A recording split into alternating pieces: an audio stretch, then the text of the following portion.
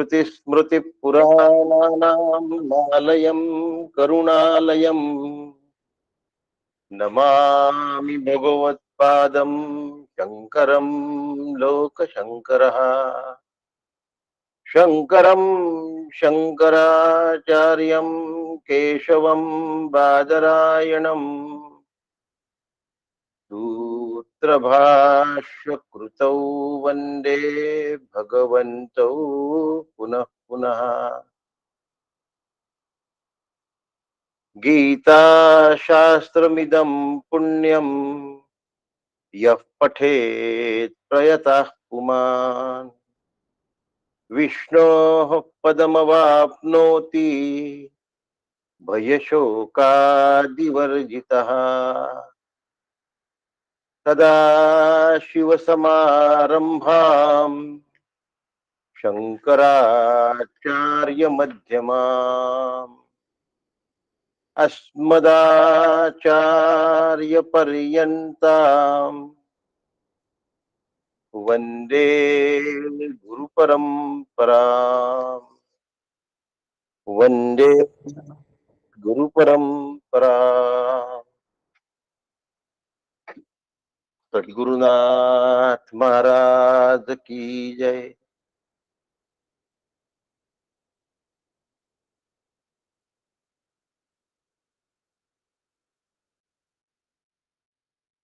भगवद्गीता स्वाध्याय मंच। अजून 5 दिवस आपण भगवद्गीतेचा अभ्यास करणार आहोत, दुसऱ्या अध्यायाचा शोकनिवृत्तीसाठी. आणि पुढल्या सोमवारी म्हणजे 18 तारखेपासून कठोपनिषदाला प्रारंभ करतोय. शोकनिवृत्तीचे 3 श्लोक भगवंतांनी लागोपाठ दिलेले आहेत. एक आहे अव्यक्तो यमचिंत्योयम अविकार्यो यमुच्यते तस्मात् देवं विदित्वैनं नानुशोचितुमर्हसि।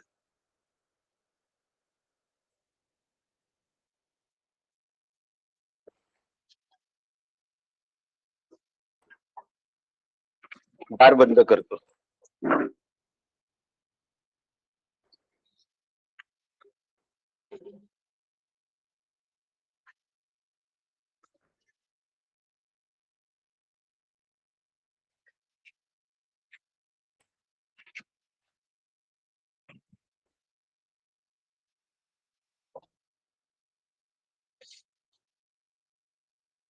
त्याच्या पुढचा श्लोक आहे अथ चैनम नित्यदातम नित्यम वा मन्यसे मृतम तथापि त्वं महाबाहो नैवं शोचितुमर्हसि।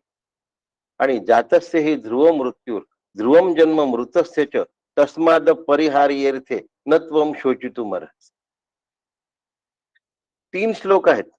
या 3ही श्लोकामध्ये शोक कसा घालवायचा हे सांगितलं आहे. त्यातला पहिला श्लोक आज आपण घेणार आहे आणि दुसऱ्या श्लोकाला दुसऱ्या बाजू आहे ते आपण 2 श्लोक उद्या घेणार आहोत. 25 नंबरच्या श्लोकात नानु शोचितुमर्हसि म्हटलंय. 26 मध्ये नैवम शोचितुमर्हसि म्हटलंय आणि 27 मध्ये नत्वम शोचितुमर्हसि म्हटलंय. नानु शोचितुमर्हसि का म्हटलं, नैवम शोचितुमर्हसि का म्हटलं, नत्वम शोचितुमर्हसि का म्हटलं? नुसतं भगवंताला काही शब्दांमध्ये बदल करायचा होता, एवढाच त्याचा अर्थ आहे का, हे आपल्याला बघायचं आहे. म्हणून आज नानु शोचितुमर्हसि बघू आणि मग नत्वम शोचितुमर्हसि पर्यंत आपण उद्या प्रवास करूया. भगवद्गीतेचा शब्दोनशब्द आपल्या जीवनात मोलाची क्रांती करून देणार आहे. एका भगवद्गीतेचा जर अभ्यास झाला तर मोक्षापर्यंत जाण्याची हमी आहे. म्हणून 18वा अध्याय मोक्ष संन्यास योग आहे. 18व्या अध्यायाला जरी मोक्ष संन्यास योग म्हटलं असलं तरी प्रत्येक अध्याय योग आहे हे विसरू नका. आणि भगवद्गीतेचा प्रत्येक अध्याय योग आहे एवढ्यावर भगवद्गीता होत नाही. भगवद्गीतेचा प्रत्येक श्लोक योग आहे. प्रत्येक श्लोक जीव आणि ब्रह्म याचं ऐक्य करण्यासाठी आहे. म्हणून ब्रह्मविद्यायाम योगशास्त्रे. मग आता भगवद्गीता या श्रद्धेनी, या अँगलनी अभ्यासली पाहिजे. विद्वत्ता या दृष्टीने भगवद्गीतेचा अभ्यास करायचा नाहीये. मी किती सांगू शकतो आणि प्रत्येक वेळेला किती श्लोकांचे दाखले देऊ शकतो, हा भगवद्गीतेच्या अभ्यासाचा भाग नाही. हा बौद्धिक अभ्यासाचा भाग आहे. हा योगाचा जो भाग आहे त्याच्यामध्ये तुम्ही दाखले किती देता, याच्यापेक्षा तुमच्या जीवाचं ब्रह्माशी ऐक्य कसं झालं हे महत्वाचं आहे. आदरणीय स्वातीताईंनी आज सुंदर आणि शुद्ध स्वरूपात भगवद्गीता म्हटली. त्यांना सादर नमस्कार करतो. माझे सद्गुरू परमपूज्य डॉक्टर काका यांना साष्टांग नमस्कार करतो. परमपूज्य मंदाताईंना चरणी वंदन करतो. तुमच्या सगळ्यांना नमस्कार करतो आणि आजच्या श्लोकाला प्रारंभ करतो. आणि त्या श्लोकाचा महत्वाचा जर भाग असेल तर तो भाग कोणता असेल तर तो आहे नानु शोचितुम अर्हसि. भगवद्गीता शोकमुक्त कशी करते, ह्या अँगलनी आता स्वाध्याय मंच आपला भगवद्गीतेचा प्रारंभ झाला. पहिले आपण अभ्यास केला सगळा आणि नानु शोचितुम अर्हसि असं ज्या वेळेला भगवंत आपल्याला सांगत आहेत त्यावेळेला का बरं शोक करायचा नाही यासाठी भगवंत म्हणतात अव्यक्त. आत्मस्वरूप कसं आहे, अव्यक्त आहे. मी आत्मा आहे म्हणजे मी अव्यक्त आहे. मी जर अव्यक्त आहे तर व्यक्त होणे आणि न होणे या दोनही गोष्टी माझ्यासाठी दुय्यम झाल्या की नाही झाल्या. पहिले अव्यक्त शब्द आम्हाला कळावा लागेल. अव्यक्त शब्दाचा अर्थ अमूर्त असा आहे.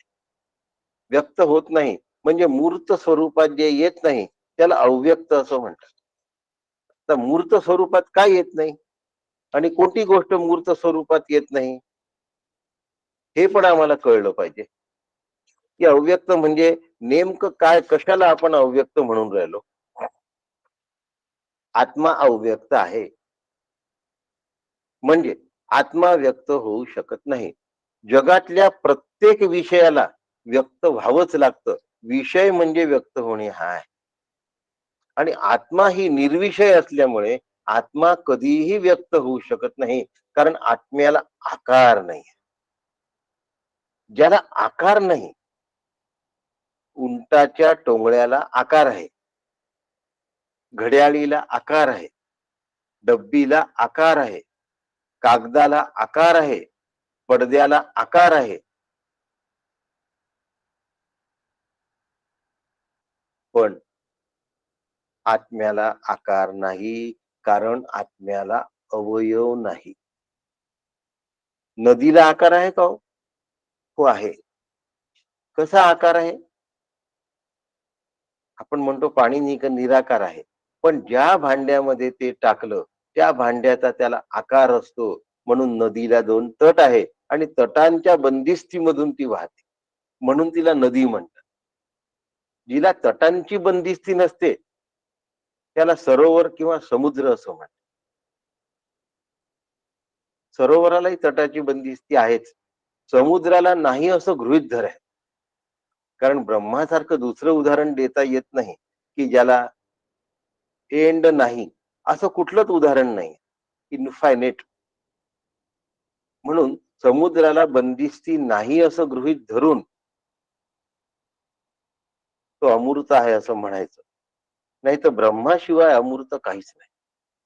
दुसरी गोष्ट, ज्याला अवयव नसतात ना ती गोष्ट अमूर्त असते. ज्याला अवयव असतात ती गोष्ट मूर्त असते. आणि म्हणून भगवंताची मूर्ती, देवाची मूर्ती काय म्हणतो आम्ही, देवाची मूर्ती असं म्हणतो. नाक, कान, डोळा, हात, पाय सगळे अवयव असतात. षोडशोपचार पूजेमध्ये शिरम पूजयामी पासून पादम पूजयामी पर्यंत प्रत्येक अवयवाची पूजा करायची असते. महालक्ष्मीची पूजा ज्यांच्या घरी असेल, यथासांग पूजा करणारे जर गुरुजी त्यांच्याकडे येत असतील, तर हे लक्षात येईल की संपूर्ण अवयवाची पूजा केली जाते. सगुणामध्ये गुण आहे. गुणाबद्दल पण थोडस बोलतो. सध्या आपण अवयवांबद्दल बोलतो आहे. हात पाय हे अवयव आहेत. म्हणून डोक्यापासून नख शिकांत, पायाच्या नखापासून तर शिखेपर्यंत म्हणजे शेंडीपर्यंत सगळ्या गोष्टींना अवयव असं म्हटलं जातं. शेंडी हा सुद्धा अवयवाचा भाग आहे.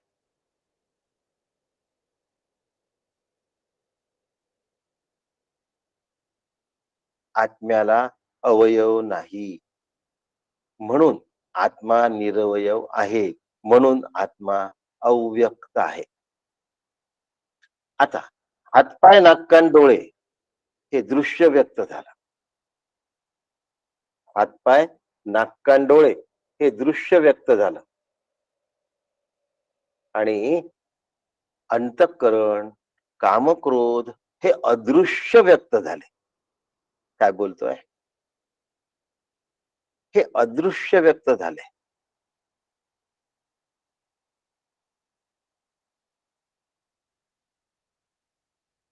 दुःख दिसतं का हो? नाही दिसत. पण व्यक्त होतं की नाही होत? अदृश्य व्यक्त. दुःख दृश्य नाहीये, पण तरी व्यक्त होतं. आणि आत्मा अदृश्य व्यक्त पण नाही आहे आणि दृश्य व्यक्त पण नाही. उपाधी दृश्य व्यक्त आहे, निरुपाधी अदृश्य व्यक्त आहे आणि आत्मा उपाधी आणि निरुपाधीच्या पलीकडे आहे. आणि म्हणून तो अव्यक्त आहे. व्यक्त नेहमी उपाधी असते. माझ्या बरोबर एखादा माणूस चालला आहे,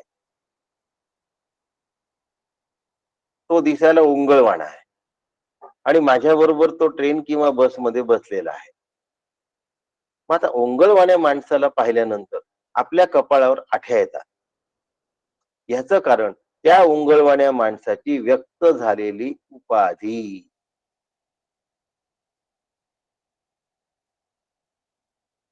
उपाधी व्यक्त होत असते आणि मग म्हटलं गुण व्यक्त होत असतात. हा सद्गुणी आहे, हा दुर्गुणी आहे. गुण दिसत नसले तरी व्यक्त होतात. आणि म्हणून बाह्य स्थूल दिसणारी उपाधी आणि सूक्ष्म असणारे गुण हे दोनही व्यक्त आहे. आत्मा ह्याच्या पलीकडे असल्यामुळे आत्मा अव्यक्त आहे. आणि असा आत्मा मी आहे, म्हणून दुसऱ्याच्या उपाधीच्या वागण्याने माझा वसंत मोडता कामा नये. नानू शोचितू मरहसी. मला शोक होता कामा. कोण येईल माझ्या बाजूला, कसा येईल माझ्या बाजूला, केव्हा येईल माझ्या बाजूला.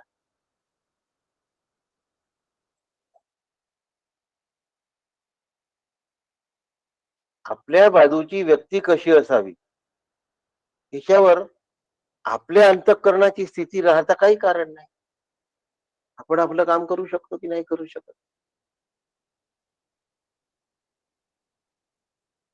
नानू शोचू तू मरहसी.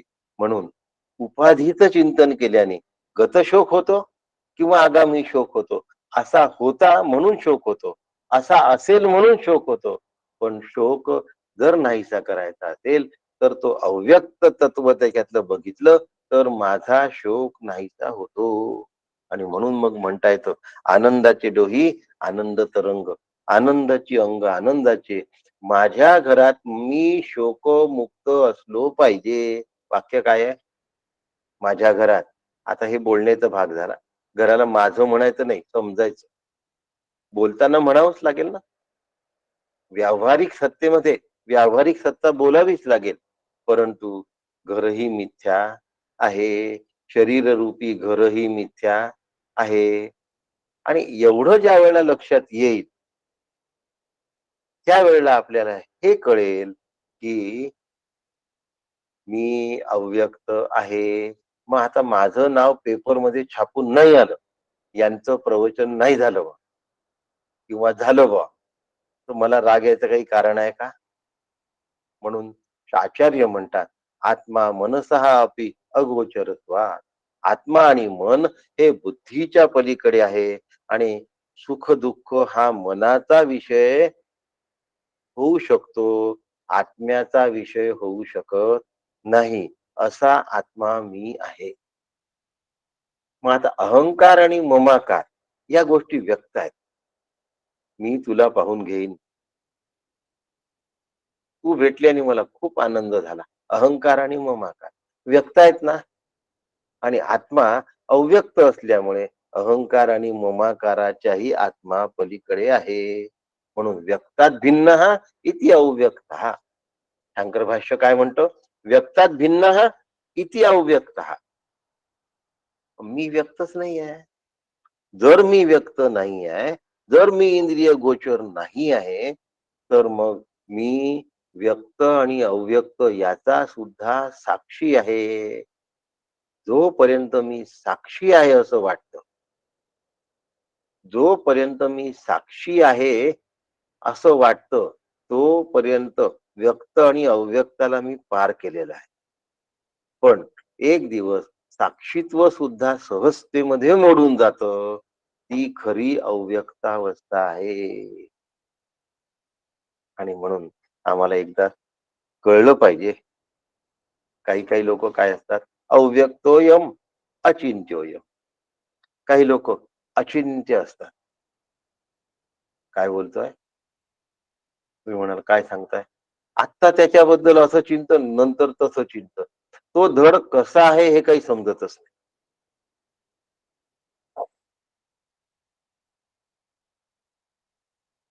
5 वर्ष पर्यंत खासदार राहायचं. त्या पक्षाचे गोडवे गायचे, त्या पंतप्रधानाचे गोडवे गायचे. आणि दुसऱ्या वेळेला तिकीट मिळालं नाही, की लगेच दुसऱ्या पार्टीत प्रवेश करायचा आणि आधीच सगळ्या गोष्टीला नावं ठेवत राहायचे.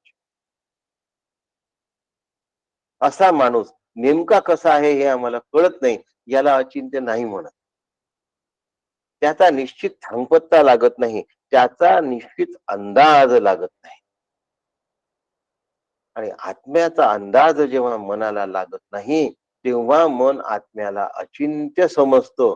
परंतु इकडून तिकडे फिकल असलेलं, जसा तो माणूस या पार्टीतून त्या पार्टीत जातो, तसा आत्मा बदलत नाही. तो सगळीकडे तसाच, तेवढाच आणि तितकाच असतो. पण मनाच्या कक्षेच्या बाहेर असतो. आत्म्याचं चिंतन जर करायला गेलं, तर मनाचं फडकं होतं, मनाच्या चिंध्या होतात. मनाच्या चिंध्या झाल्या तरीही आत्म्याचा अंदाज येत नाही. टॉर्च असतो ना, त्या टॉर्चच्या प्रकाशामध्ये सगळं काही दिसतं, पण त्या बल्बच्या मागच्या सेल्स नाही दिसत. आणि त्या बल्बनी जर टॉर्च पासून स्वतःला विलग करून सेल्स पाहायला गेला, तर बल्बचं अस्तित्व नाही राहत. म्हणजे बल्बचं अस्तित्वच त्या सेल्सवर अवलंबून असल्यामुळे सेल्सला पाहणे हे बल्बच्या बसमध्ये नाही. तसं आत्म्याला पाहणे हे मनबुद्धीच्या आवाक्यामध्ये नाही. म्हणून आत्मा अचिंत्य आहे. आणि असा जो अचिंत्य आत्मा असतो, तो आत्मा दुसऱ्या कोणाच्या भरोश्यावर नसल्यामुळे त्याला स्वसंवेद्य असं म्हणतात. काही लोक म्हणतात, आम्हाला आत्मा दाखवा. तुम्ही जर आम्हाला आत्मा दाखवणार असाल तरच आम्ही मानू. तुझ्या मानण्याला कोण विचारताय? तुझ्या मान्य आणि न मान्याने आत्म्याच्या अस्तित्वात जरा सुद्धा फरक पडत नाही. तू कोण आला 30 मार्का? तू कोण आला? तू कोणी आलेला नाही. मग तुम्हाला आत्मा मानायचा असेल तर माना, नसेल मानायचं तर नका मानू. पण आत्मा दिसेल तरच मी आत्मा मानीन, त्या माणसाला आत्मा कधीही कळण्याची शक्यता नाही. कारण तो त्याच्या मनोबुद्धीलाच एवढं प्राबल्य देतो आहे की त्यापुढे त्याला आत्मा गौण वाटतो. आणि आत्मा मनबुद्धीपेक्षा श्रेष्ठ असल्यामुळे बल्बनी सेल पाहण्याचा किती प्रयत्न जरी केला, बल्बनी सेल्स पाहण्याचा टॉर्च मधल्या कितीही प्रयत्न जरी केला, तरी त्याला त्या सेल्स दिसू शकणार नाही, नाही आणि नाही. मग मनोबुद्धी हंकार चित्तानी नाहम. मग काय करायचं? चिंतन कसं करायचं? मी मन नाही, मी बुद्धी नाही, मी अहंकार नाही, चिदानंद रूप शिवोहम शिवोहम. हे नुसतं म्हणून होईल का हो? म्हणून मी नेहमी सांगतो, म्हणणं चांगलं असतं पण पुरेसं नाही.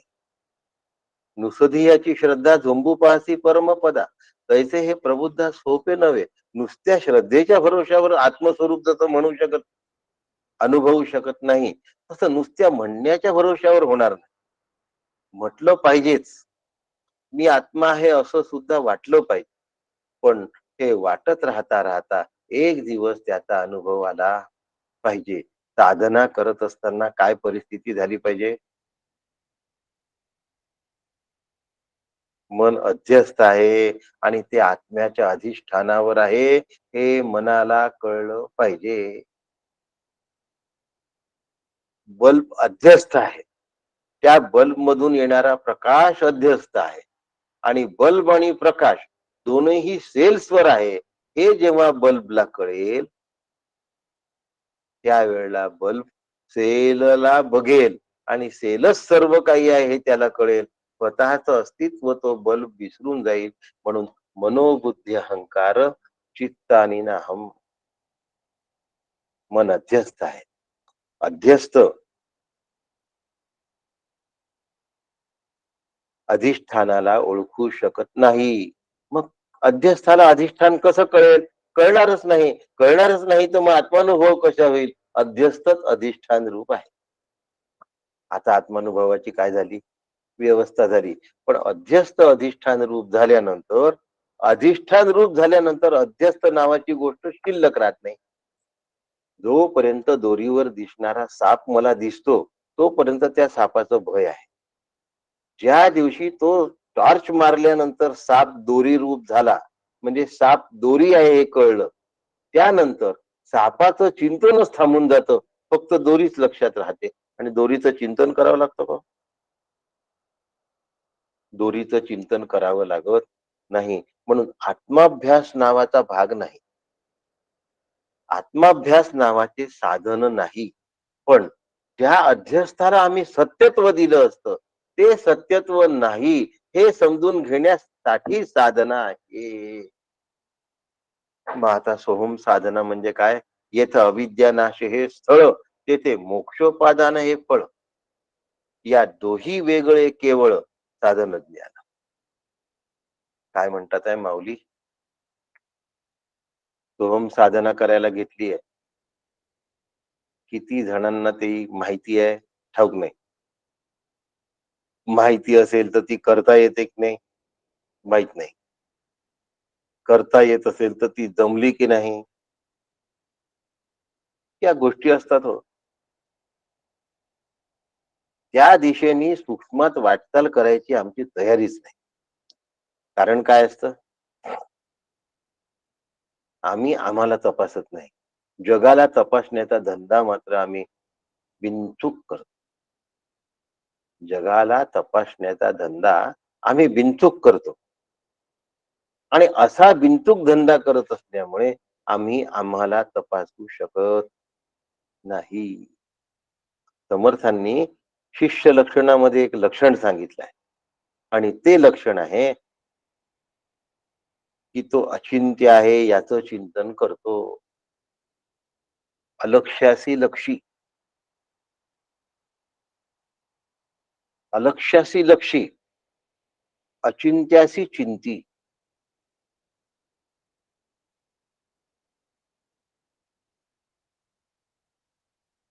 एका संताचं पद पण आहे. त्यांचं नाव आफळे महाराज म्हणून आहे. नाना महाराज तराणेकरांचे हे शिष्य आहेत. आता आहेत का मला ठाऊक नाही. ग्वाल्हेरचे आहेत. गुरुगंगा ही आकाशी वाहे, नेत्री ज्याच्या वसली रे, कानी गरजे अनहत बाजा, अलक्ष मुद्रा लक्षी रे, अलक्ष मुद्रा लक्षी रे.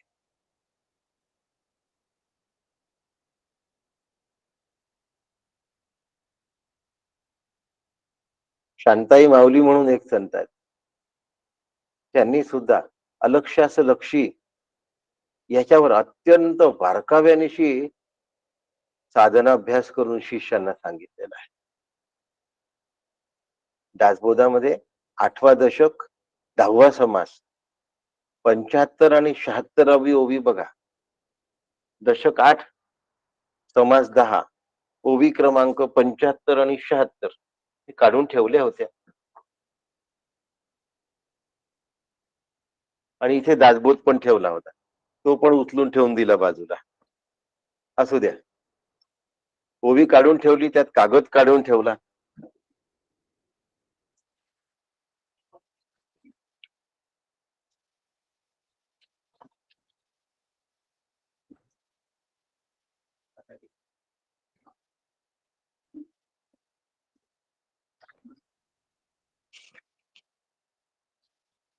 आवरून ठेवण्याच्या प्रकारात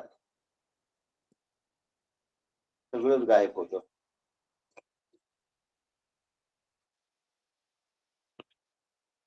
ओवी आहे बघा.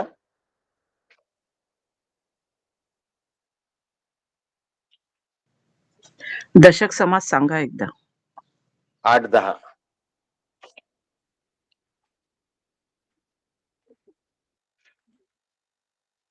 आपण वस्तू सिद्धची आहे, मन मी ऐसे कल्पू नये, साधू संगती उपाये तुची आत्मा.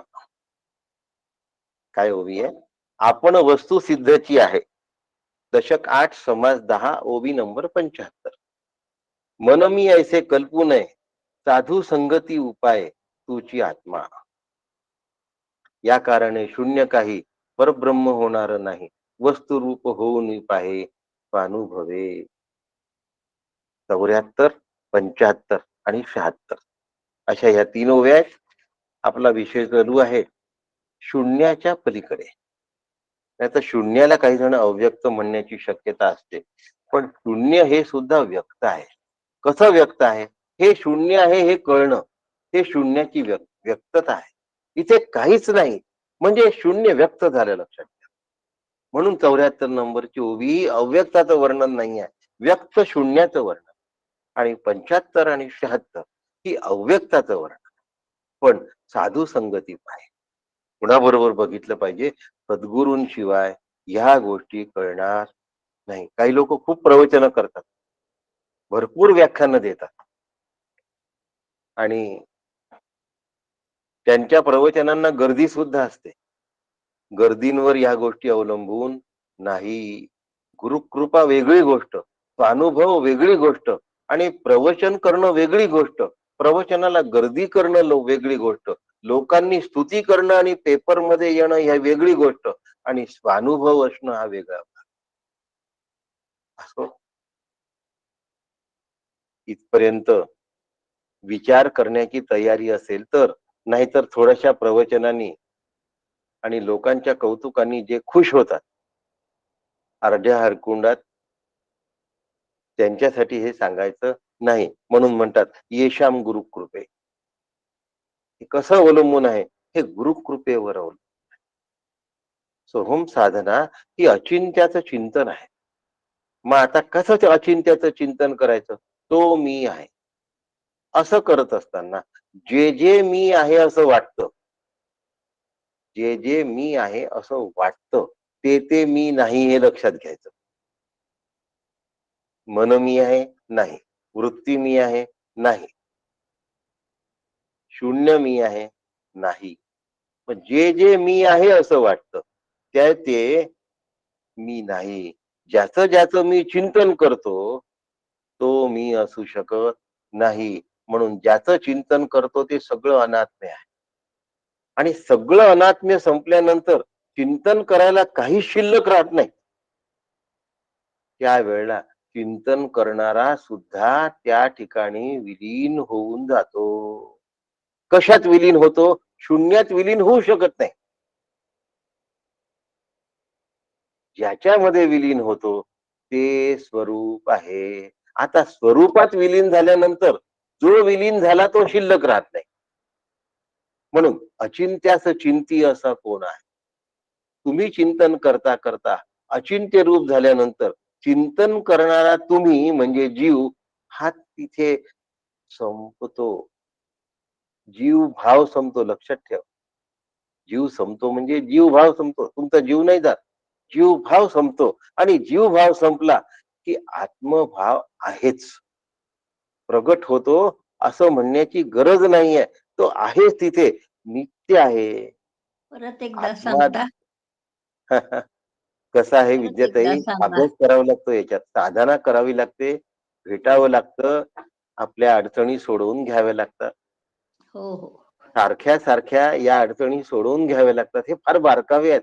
रोज साधनेला जो बसत असेल ना त्यालाच हे थोडस कळणार आहे. हो. बाकीचा छान बोलले एवढं म्हणून माझं कौतुक करणार आहे. नाही, नाही. मी म्हणजे पुन्हा एकदा सांगा म्हणजे फक्त एवढं. हो.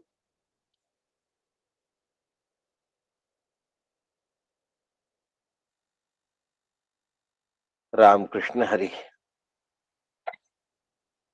सोहम साधना ही अचिंत्याचं चिंतन आहे. नाम साधना ही सुद्धा अचिंत्याचं चिंतन आहे. नामाचा जो नामी आहे तो नामी मी आहे हे कळणं हे नाम घेणाऱ्याचं सगळ्यात मोठं उपलब्धी आहे. पण नाम घेणारा नामाच्या घेण्यामध्ये ज्या वेळेला, संख्येमध्ये ज्या वेळेला, उच्चारणामध्ये ज्या वेळेला गुंग होऊन जातो आणि दंग होतो त्या वेळेला तो पुढे जाण्याचं विसरतो. नाम संख्येसाठी नाही. किती कोटी नाम केलं याच्यावर अवलंबून नाही. एक नाम आम्हाला तारतं. एक नाम आम्हाला तारतं. पण आम्ही अनेक नामांच्या मागे जातो आणि मग संख्येचं भयंकर वेड आहे आम्हाला. किती संख्या आणि त्या संख्येमध्ये आम्ही नामीला विसरतो. आता चिंतन करणारा ज्याचं चिंतन करतो त्याच्याशी तो एकरूप झाला तर चिंतन करणारा त्या ठिकाणी शिल्लकच राहत नाही आणि म्हणून तो त्या ठिकाणी एकरूप होतो. याला ज्ञान रूपता असं म्हणतात. जोपर्यंत मी चिंतन करतो आहे याचं ज्ञान असतं तोपर्यंत ज्ञानरूपता नसते. ज्या दिवशी ज्ञानरूपता असते त्या दिवशी मी चिंतन करतो हे भान राहत नाही. म्हणून येशाम गुरुकृपे. येशाम गुरुकृपे हे फक्त गुरुकृपेने प्राप्त होतं. यमे वैश्य वृणते स्तेन लभ्य तस्यैष आत्मा विमृणुते तनुम. कठोपनिषद. हा अभ्यास झाला पाहिजे. हे गुरूंकडून मिळाल्याशिवाय होत नाही. आणि म्हणून जर मी त्यांच्यामध्ये विलीन झालो असेल तर तो अचिंत्य आहे याचा मला अनुभव येतो. पुन्हा आत्म्याला रूप नसल्यामुळे आत्मा अव्यक्त आहे. मग चित्तामध्ये त्याचं अवधारण कसं होईल? होणार नाही. आत्मा अचिंत्य असल्यामुळे आत्म्याच्या चिंतनाला कसे बदलता येईल? म्हणून चिंतन न होता आत्म्यामध्ये विलीन होऊन जाण्याची घडी बसली पाहिजे. नेमकं काय करायचंय? नेमकं काय व्हायचंय?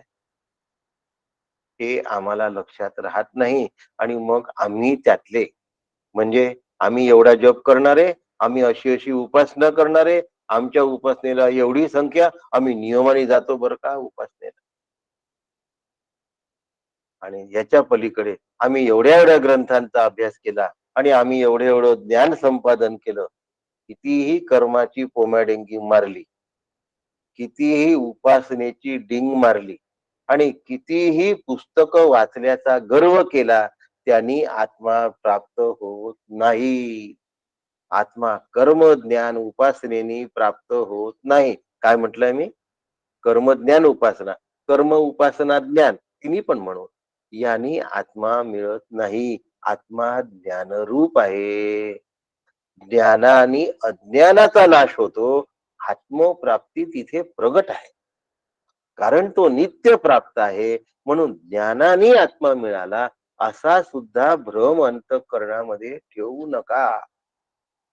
आता ज्ञानानेच जर आत्मा मिळत नाही, उपासनेने मिळेल का? कर्माने मिळेल का? नाही मिळणार.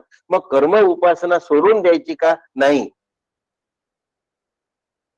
कर्म उपासना सोडून द्यायची का? अजिबात सोडून द्यायची नाही. लक्ष विसरायचं नाही. कर्म आणि उपासना गौण नाही, ज्ञान गौण नाही, पण ध्येय जे आहे ना ते विसरता कामा नये. ध्येय विसरता कामा नये. जोपर्यंत माझं ध्येय विसरत नाही तोपर्यंत माझं साधन बरोबर चालतं. ज्या दिवशी मी ध्येय विसरतो त्या दिवशी साधन नाही चालत. पूर्वी असं होतं, आता मला माहिती नाही युनिव्हर्सिटीचे काय नियम आहेत, फार दूर गेलोय मी त्याच्यापासून. पण पूर्वी असं होतं की पोस्ट ग्रॅज्युएशनला असं लिहून देण्याची संधी होती की मला जर असा फर्स्ट क्लास मिळाला नाही तर फेल डिक्लेअर करा. जर तो फर्स्ट क्लास आला नाही तर त्याला फेल डिक्लेअर करून त्याला पुन्हा अपियर होता यायचं.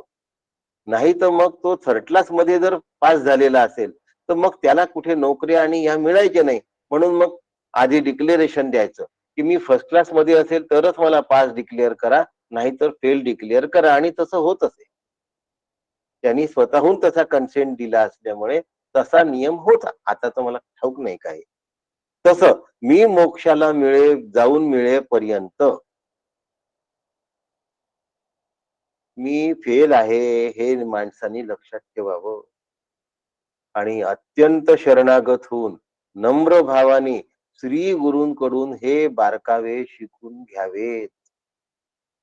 त्यासाठी शक्य असेल तर जास्तीत जास्त वेळ भेटी घ्याव्या, जास्तीत जास्त वेळ त्यांच्या विचारांचं चिंतन करावं आणि ते आत्मसात करावं. बारकावे इतक्या सहजासहजी कळत नसतात, कळल्यासारखे वाटतात. आणि गुरुकृपेशिवाय ह्यातलं पान सुद्धा हरत नाही. पानही नाही हलत, लक्षात ठेवा. आता हा जो बारकावा आहे हे आम्ही त्यात आहो. नावाची जी स्थिती आहे ती म्हणजे काय करतो आम्ही? नियमाने दर्शनाला जातो, नियमाने उपास करतो, नियमाने जप करतो, व्रत वैकल्य दान यज्ञ सगळं करतो, म्हणजे आम्ही त्यातले आहोत. नाही, त्याच्याशी एकरूप झालो तरच मी त्यातला आहे. आणि हे मी त्यातला आहे म्हणायला मी शिल्लक राहत नाही. म्हणून श्री गुरूंकडून याचं बारीक मार्गदर्शन घ्यावं लागतं. शास्त्र सांगतात अगदी तसाच विचार आणि श्री गुरूंनी केलेलं मार्गदर्शन जसंच्या तसं जर पार पाडलं तर मोठी प्रगती होते, नाहीतर होत नाही. होतं कसं की गुरु सांगतात की तुम्ही थोडस बोला, मग त्याला वाटतं की माझ्यासारखं बोलणारच कोणी नाही, झालं गडबड. मग लोक म्हणतात तुम्ही जे सांगितलं ना मला नेहमी म्हणायचे असं इतकं सोपं आम्हाला कधीच कोणी सांगितलं नाही. तिथे हुरळून जाऊ नका, तिथे हुरळून जाऊ नका. आणि छे छे छे छे हे माझ्या गुरुदेवांचं आहे वगैरे असलं सुद्धा मनामध्ये उगाच काहीतरी खोटं नका हे करू. जर गुरुदेवांचं असेल तर ते आपोआप प्रगटच होतं. आपल्या अंगात अहंकार येत नाही. आपलं असेल तर होतं की माझ्या बुद्धीला कसं काय मला जमलंय. पण एक वेळ अशी सराव होऊन जातो की बोलविता धनी वेगळाची, मग त्याचं श्रेयही स्वतःकडे घेत नाही आणि अश्रेयही स्वतःकडे घेत नाही. आणि मग त्या मार्गदर्शनानुसार तो स्वतःची वाटचाल बरोबर करतो. आत्मरूपता साधने. हम्म. अविकार्यो यमुच्यते. आता आपण आत्मा अव्यक्त कसा आहे, मी अव्यक्त कसा आहे पाहिलं, म्हणजे शोक होणार नाही. अचिंत्य कसा आहे, मी अचिंत्य कसा आहे पाहिलं, शोकमुक्त झालो. अविकार. आता आत्म्याला विकार नसतात आणि शरीराला विकार असतात. 6 अस्थिपासून म्रियतेपर्यंत. या 6 विकाराशी माझा संबंध नाही. हत्ती गेला, शेपूट राहिलं, आता आमचं काय उरलं? आता थोडे दिवस राहिले, भेटत चला. कोणाचे थोडे दिवस राहिले? देहाचे की आत्म्याचे? कोणी भेटत चालायचं, देहानी की आत्म्यानी? मी उपाधीला महत्व देतो आहे की आत्म्याला महत्व देतो आहे? आपण पूर्वी किती भेटत होतो नाही? मग आता आपल्या भेटीच होत नाही, नाहीच होणार. एकेकाळी मी एक पायरी सोडून जिना चढत असे. मग पुढे काय झालं? मग आता प्रत्येक पायरीवर पाय देऊन जिना चढतो. पुढे काय झालं? प्रत्येक पायरीवर 2 पाय देऊन जिना चढतो. पुढे काय झालं? आता मला पाय द्यावाच लागत नाही. डोकंच उचलून घेऊन जातात. विकार. आत्मा अविकारी आहे. तो मी आहे. काय करावं? माझी दृष्टी गेली. दृष्टी गेलेले लोक म्हणतात, काही झालं तरी चालेल, पण दृष्टी नाही जाऊ. कान गेलेले लोक असं म्हणतात, की कान गेले की फारच वाईट असतं. एखाद्या वेळेला डोळे नसले तर चालतील, पण कान नसले ना, तर जगाशी संबंधच निघून जातो. पोट दुखणारा म्हणतो, डोकं दुखलं तर बरं, पण पोट नको दुखायला. पैसा असणारा माणूस म्हणतो, की पैसा नसता तर बरं झालं असतं. पैसा नसणारा माणूस म्हणतो, पैसा असताना तर माझ्या सगळ्या चिंता मिटून गेल्या असत्या. ह्या सगळ्या गोष्टी विकारी आहेत. यांच्या असण्या नसण्यावर माझं सुख अवलंबून नाही, कारण मी सुखरूप आहे. अविकार्यो यमुच्यते. असू दे ना विकार. विकार शरीराला आहे हो. मंदाताईंच्या देहाला किती विकार आहेत? म्हणजे किती त्रास आहे? त्याचा विचार त्यांनी कधी केला? काकांना किती त्रास आहे? काकांनी त्याचा कधी विचार केला? आमचं एवढंसं सर्दी पडसं होऊन जाऊ दे, एवढंसं डोकं दुखून जाऊ द्या. आम्ही सगळ्यांचे डोके दुखवतो, की माझं डोकं दुखतंय, माझं डोकं दुखतंय. तुझं डोकं दुखवलं म्हणून तू इतरांचे डोके का ठणकवतोयस? विकार देहाला असतात, विकार आत्म्याला नसतात. एकदा जर लक्षात आलं, तर मग नत्वम शोचितुमर्हसि. काय म्हणतात आहे? नत्व नानुशोचितुमर्हसि. नानुशोचितुमर्हसि म्हणजे शोक करण्यासाठी योग्य नाही, त्याला विकार असणारच आहे. एक उदाहरण देतो. कारलं खाल्लं आणि ते कडू निघालं. अरे पण ते कडूच असणार आहे ना. मग शरीर आहे आणि ते विकारी निघालं. ते विकारीच असणार आहे ना. मग शरीर जर विकारी असणार आहे, तर मग संसार कसा आहे? सर्व शरीरांचा मिळून संसार होतो. व्यवहार कसा आहे? 2 शरीरांचा व्यवहार आहे. 2 वस्तूंचा व्यवहार आहे. व्यवहारासाठी 2 आवश्यक असतात. आणि जिथे द्वैत असतं, तिथे अद्वैत नसतं. आणि अद्वैतच फक्त अविकारी आहे. द्वैत नेहमी विकारी आहे.